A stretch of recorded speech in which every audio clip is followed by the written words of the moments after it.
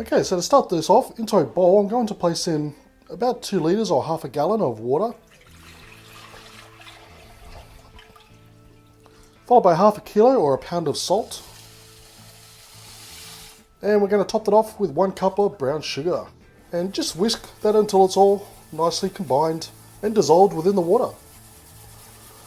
Okay, so next I've got a plastic container, and here I have our pork belly. And as you can see, I've removed the outer rind, the outer skin. Now that's up to you, but I highly recommend that you get rid of it, because A, it prevents a lot of the brine from soaking in, and B, it's just kind of chewy anyway, so it's kind of pointless. So I'm going to place that right down there. And with our brine made up, we're just going to pour that on top.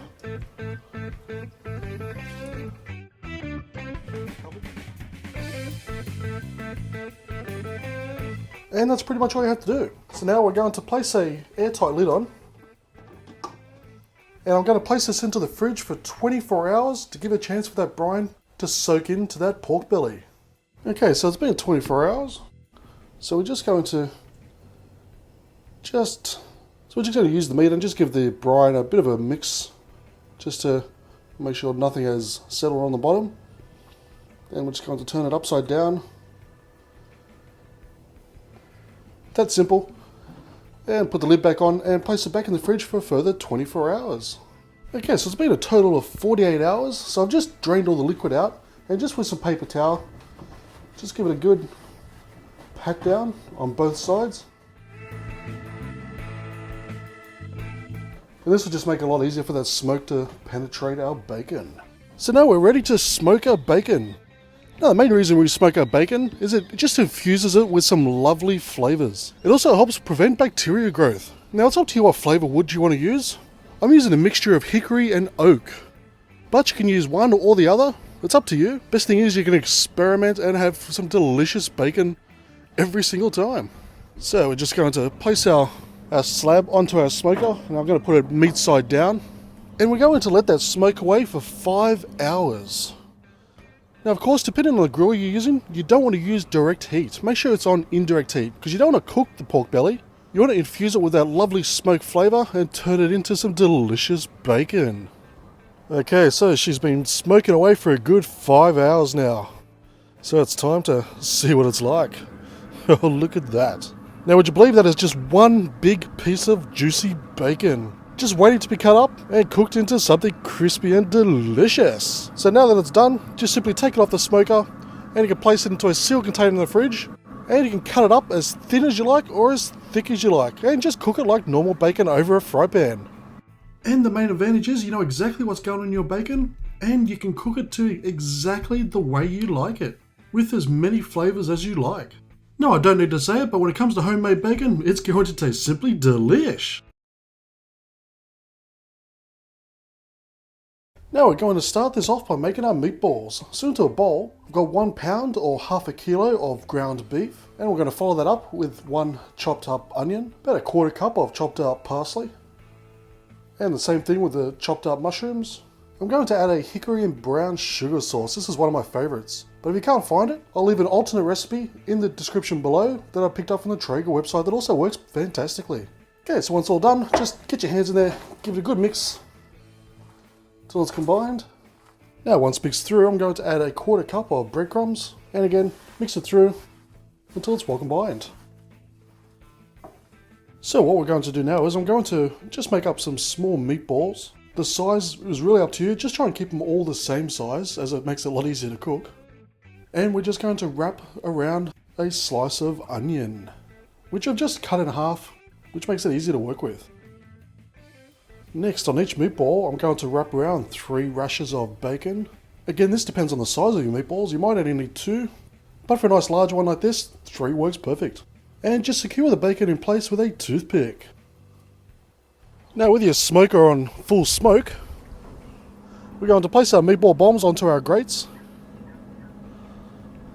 Now I'm using a hickory wood for this, but of course it's up to you. So with the lid closed, we're going to let these bacon bombs, these meatball bacon bombs, smoke for a good 1 hour, just to infuse all that lovely smoke flavour. So whatever you do, don't open the lid, don't touch it, just let the smoke do its work.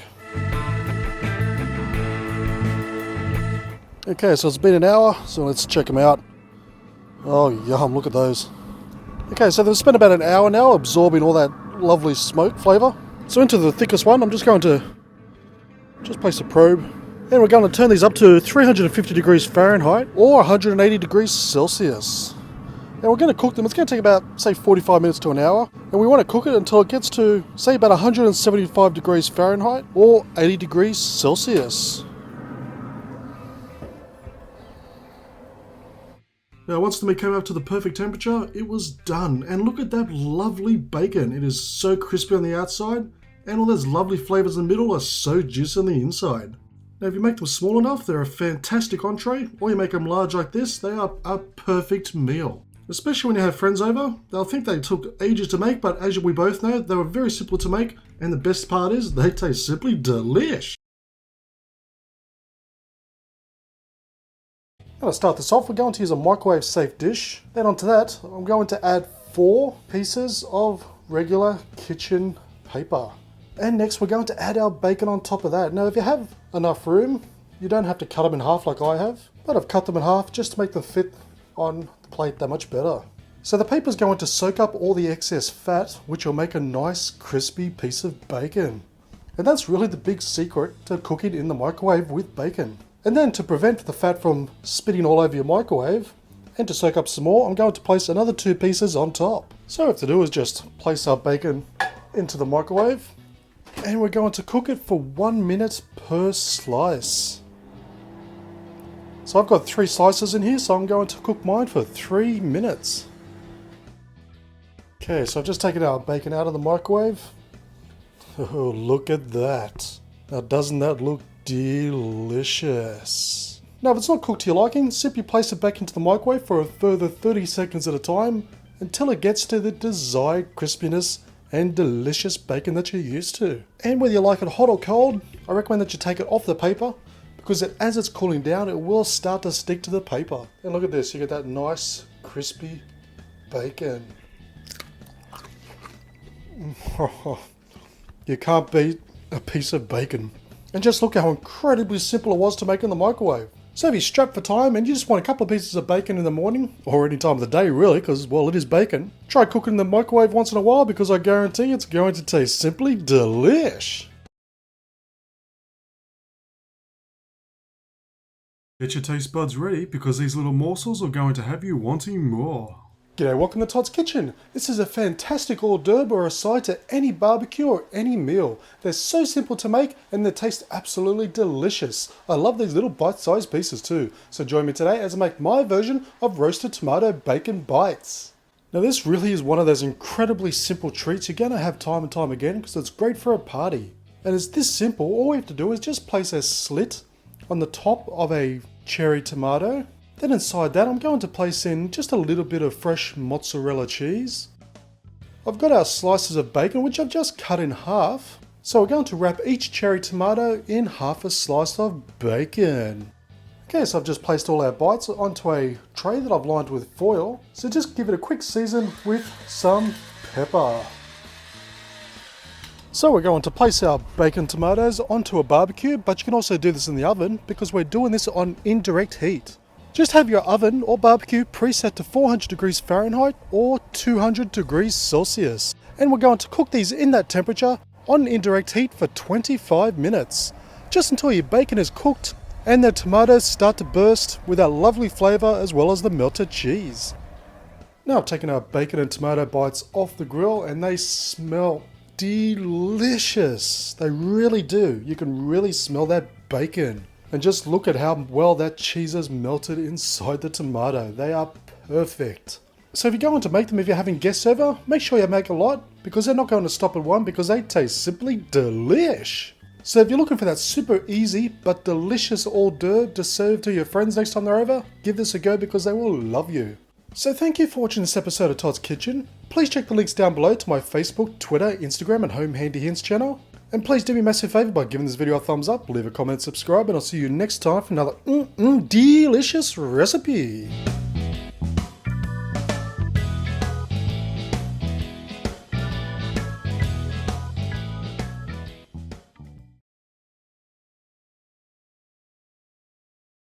Now to start off with, into a food processor, we're going to start placing our vegetables.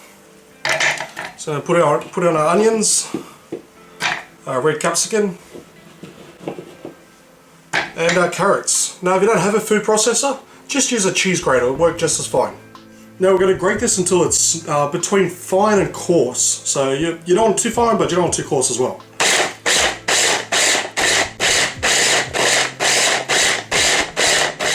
See, that's what you want. You got the fine bits in there, and you also got some coarse bits in there as well. Now I've also got some bacon I'm going to do separately in the food process as well. Same thing, not too coarse, but also not too thin.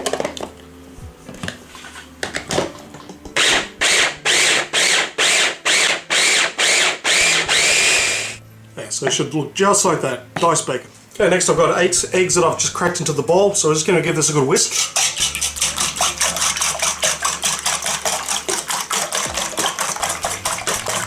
Next I'm going to sift in 1 cup of self-raising flour. Now if you don't have self-raising flour, just add a tablespoon of baking powder to normal flour. Okay, just combine the ingredients just like so.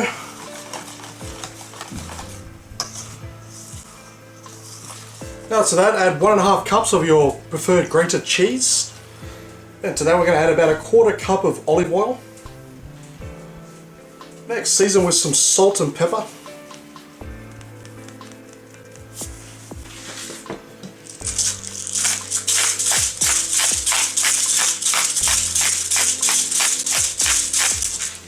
Then we're going to add in a vegetable mix and our diced up bacon.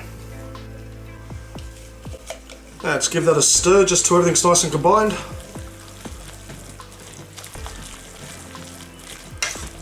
Now just lightly grease an oven dish and just pour the mixture straight in.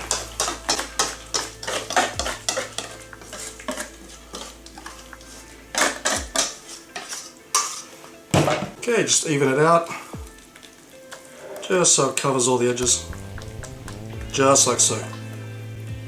Okay, we're going to place this into a preheated oven at 180 degrees Celsius for 25 minutes. Okay, I've just taken this out of the oven and it smells fantastic. Just going to cut into this guy. Now let's give this a taste. Oh, yummy. Oh yeah. Oh, that tastes. Oh, that's outstanding. Oh, that really is lovely. Very lovely. Thank you for watching this episode of Totts Kitchen. Be sure to give me a thumbs up, leave a comment, and I'll see you next time for another delicious recipe. Okay, so to start off with, into a slow cooker, I've got some potatoes here that I've just sliced into wedges. I'll whack those right in. Then I've got some carrots that I've just cut up.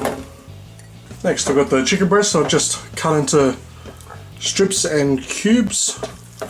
So I'll put that on top and just spread it out evenly. And I've also got some diced bacon. So we're just going to spread that around. Now into a cup of hot water, I'm going to place in 1 packet of French onion soup. And then a tablespoon of mixed herbs. And just give it a quick stir just to combine it all nicely.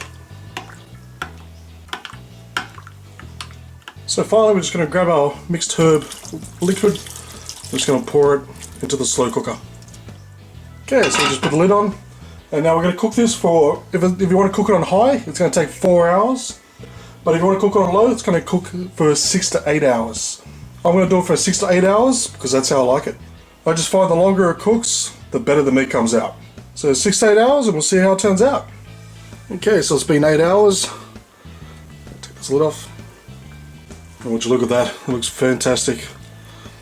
See the way the chicken just falls apart? Oh, this is going to be great. So what we're going to do now is just serve it up and put it onto a plate. And dinner is served. How easy was this? Now, let's give this chicken a try. Oh, that is so good. That chicken literally melts in your mouth. It is that good. The flavour is unbelievable. You can really taste those herbs and the French onion soup that has really worked its way into that chicken. I'll tell you what, that tastes simply delish. Okay, so we're going to start off with a baking tray lined with non-stick baking paper. So with our strips, we're just going to lay them just across the baking paper, just like so. Okay, so what we're going to do now is we're going to place this into a preheated oven at 180 degrees Celsius for about, say, 20 to 25 minutes. And what we're going for is a very crispy bacon, almost an overcooked look. So as close to burnt as you can get them without actually burning the bacon. Okay, so as you can see, I've just taken them out of the oven and they're very well cooked. That's just how we want them. So I've taken them out just before they start to go black, and you don't want black, but you want as close to black as you can possibly get them. Now the biggest challenge right now is that you cannot eat them. I know you want to, but try not to. Otherwise you've got to start all over again. So what we're going to do now is just lay some paper towel down. I'm going to grab a bacon and just going to lay it across the paper towel just like that. And once you've done that, we're just going to put some paper towel just on top. Just push it down, just so it's touching. Just hold it there for a minute. And we're going to leave this until the bacon is completely cooled down. But what the paper towel is going to do is it's just going to soak up all that excess oil, which we do not want. So we're just going to leave this for, say, about 2 to 3 hours. Okay, so for this step, I'm going to use a mini food processor. Now you can use a blender as well if you choose, but I recommend that you only use a glass blender. Because if you use a plastic blender, chances are it's going to scratch the inside. So into our food processor, we're going to place in our dried bacon. I've just broke up into smaller bits. And what I'm going to do now is I'm going to blend this until it comes up very fine, almost like a paste consistency.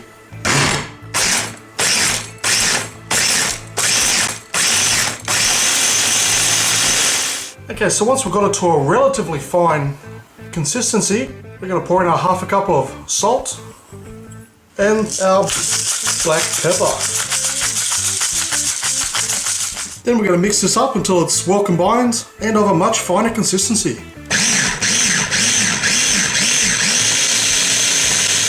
Okay, so it's done, and look at that, some lovely, lovely bacon seasoning. Now you can have this on just about anything that you like. You can sprinkle it on some steak, some sausages, or even some chicken. Pretty much anything that you can put salt on, you can put this seasoning on. Because let's be honest, bacon just goes well with everything. And I guarantee it, when you put this on a piece of steak, that steak is going to taste simply delish. Okay, so to start off with, in Australia, these are called potato gems, but in America, they're called tater tots. And they could be called different names in different countries. So they're basically just potatoes that have been cut up and mashed back together again. And I have our stripped bacon. So first of all, what we're going to do is we're going to grab our bacon and we're just going to cut it into some nice strips.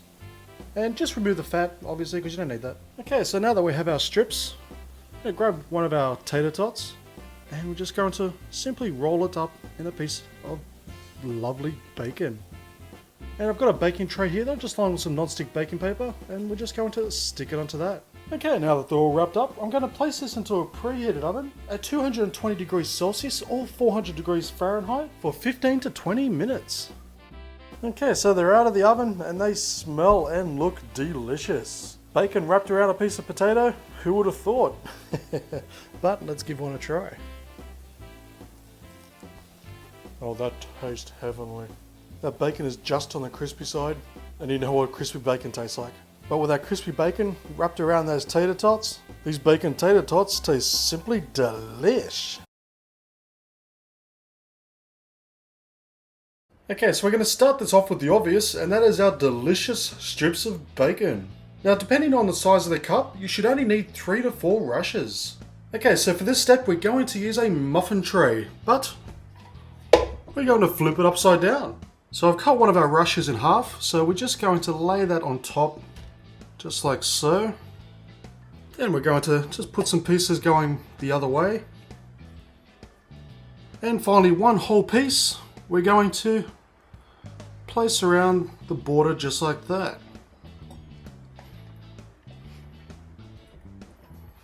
And if you find that you can't get it all the way around or it's just a bit short, just seal it up with a toothpick.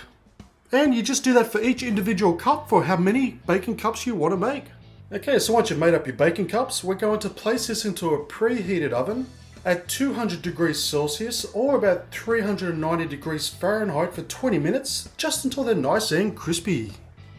And there we have it, our bacon cup. Now as a hint, I've let it cool down for about, say, 10 minutes. That way it just helps it hold its shape so much better, simply because it's had a chance to harden up and crispen up. And what I've done is I've just served it with some scrambled eggs. Of course, you can add anything that you like, but no matter whether you add scrambled eggs or something else, these bacon cups are still going to taste simply delish. Now this recipe has two separate types of flavors that are both working together, sweet and savory. But we're going to start with our savory first. So I have a fry pan on the stove on a medium to high heat, and I've got a few rashers of bacon that are just roughly cut up. And we're just going to place those onto our fry pan. And we're just going to stir fry this bacon just for a couple of minutes until it starts to brown up. You don't want to burn it, you want it to take it off just before it starts to get to that really crispy stage.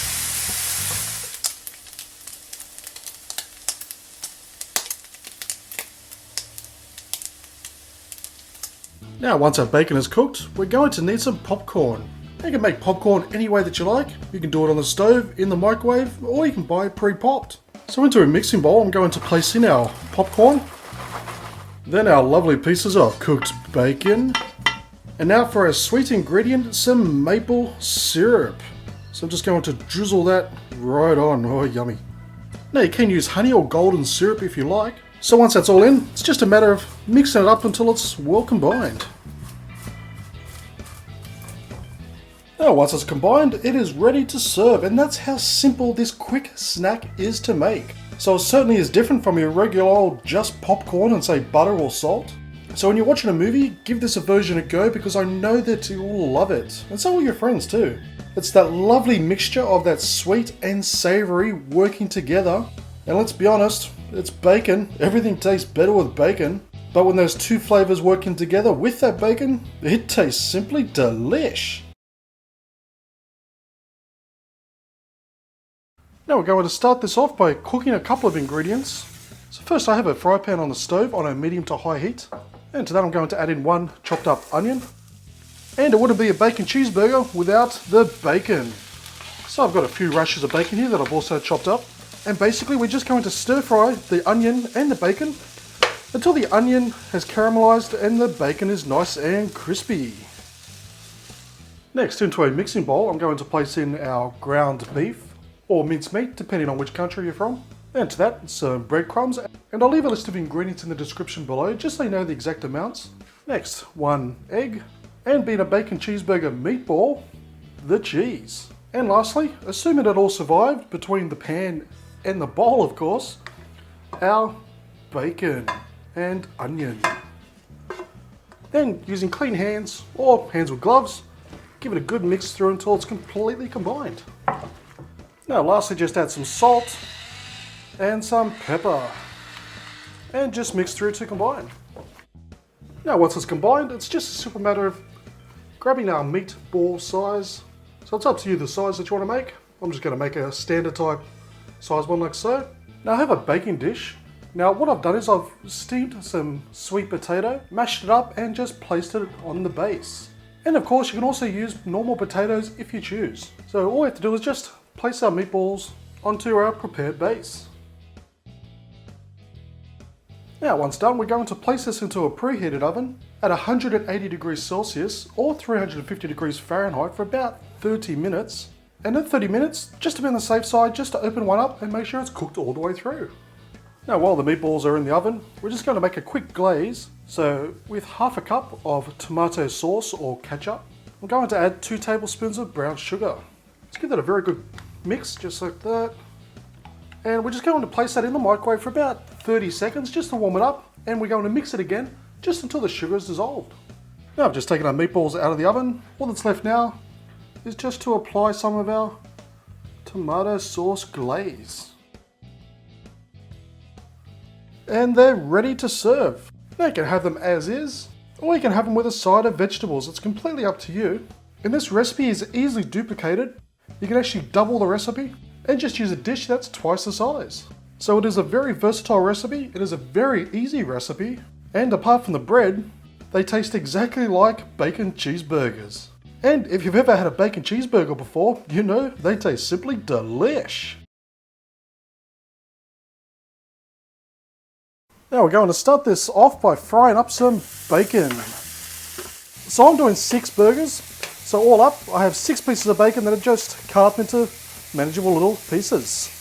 And just fry them up until they're cooked to your liking. Now while that bacon is frying away, I'm also going to add on 1 diced up onion. And we're just going to continue cooking it until the bacon is nice and crispy and the onions are nice and soft. Next, into a bowl, I have 500 grams of ground or minced beef. Now I'm just going to give it a quick season with some salt and pepper. Then about a tablespoon of minced garlic. About 3 or 4 tablespoons of Worcestershire sauce. And finally our bacon and onions. Now just get your hands in there and give it a good mix through until it's well combined. Okay, once combined, I'm going to now divide it into 6 equal patties. Okay, so with each of our patties, I'm just going to make a small indentation in the middle there. And I have some cubed cheddar cheese. So just place one in there and just mold the meat around that cheese, just like that, just so the cheese is in the middle of the patty. Now lastly, I just have a fry pan on the stove on a medium heat. So all we have to do now is just fry up our meat patties. So just fry them over this medium heat, just until they're cooked all the way through and the cheese has nicely melted. Okay, so once cooked, I've cut our slider type rolls in half. Now here in Australia, it's a bit harder to find the exact ones, but these are basically oversized dinner rolls. So we're just going to place some meat on top, and you can already see some of that cheese oozing out. Look at that, yum yum. And that's all you have to do, and it's done. Now there we have my version of stuffed bacon and cheese sliders. They really are super simple to make, and the best thing is everything is inside the meat, so it just oozes in flavour. Now you can add some more sauce if you like, but personally I think it's still moist as long as you cook it right, but I'll leave that completely up to you. Now the best thing about these sliders is that you won't be able to stop at one, and you know why? Because they taste simply delish. So these are best made when you've got friends coming over or for a lovely snack during the day. So thank you for watching this episode of Todd's Kitchen.